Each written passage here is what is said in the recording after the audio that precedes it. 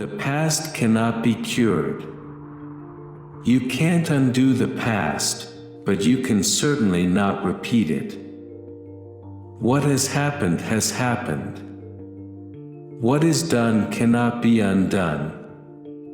There is no point in looking back and ruminating over the past. Nothing is a bigger waste of time than regretting the past and worrying about the future. The real enemies of our life are the oughts and the ifs. They pull us backward into the unalterable past and forward into the unpredictable future.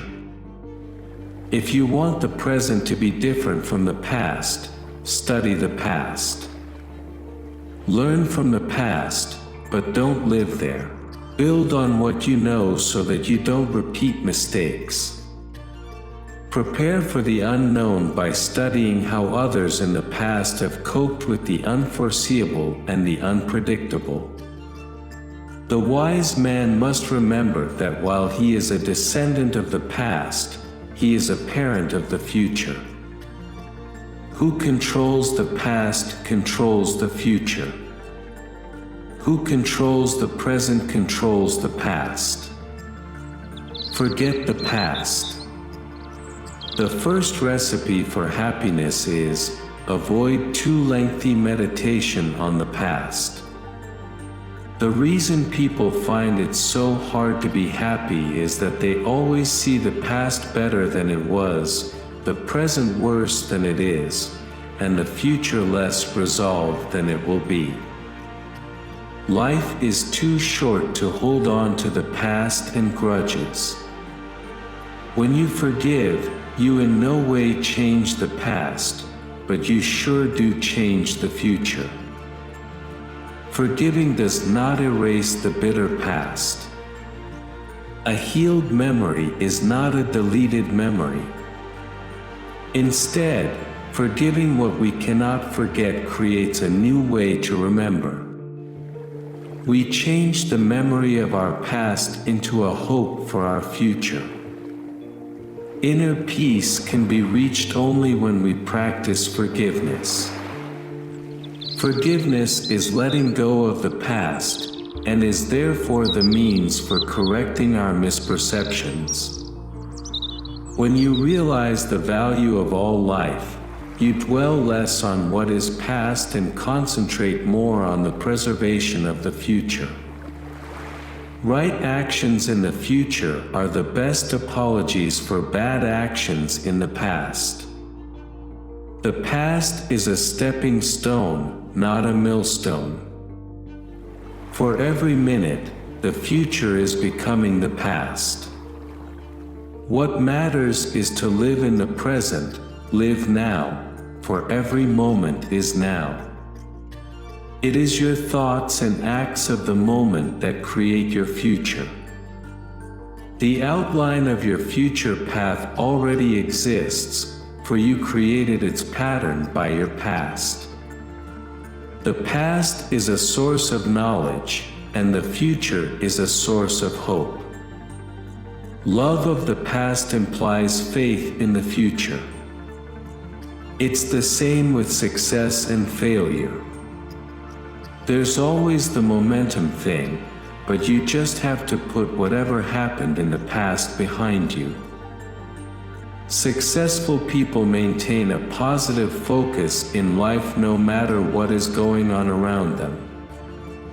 They stay focused on their past successes rather than their past failures, and on the next action steps they need to take to get them closer to the fulfillment of their goals rather than all the other distractions that life presents to them. Don't waste time on what's not important. Don't get sucked into the drama. Get on with it, don't dwell on the past.